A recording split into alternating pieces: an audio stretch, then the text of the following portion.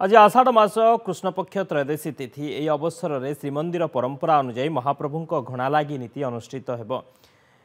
शुद्ध सुआर घर खली श्रीमंदिर को विजे कर महाप्रभु श्रीअंगे दैतापति सेवक माने खली महाप्रसाद लगी नीति संपन्न करेंगे।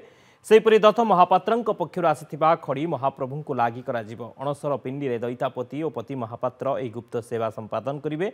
अणसर गृह में संपूर्ण गोपनीय भाव श्री विग्रह मानू घणा लगी पर खड़ी लगी और तत्पर खड़ी लगी श्री विग्रह मानक घणा लगी संपन्न होगा पर घंट छता काहाली सह खड़ी प्रसाद शुद्ध सुआर घर ठारू श्रीमंदिर को विजे कर खड़ी को शुद्ध सुआर माने निज निज बासभवन में शुद्धपूत भाव प्रस्तुत करिथांती।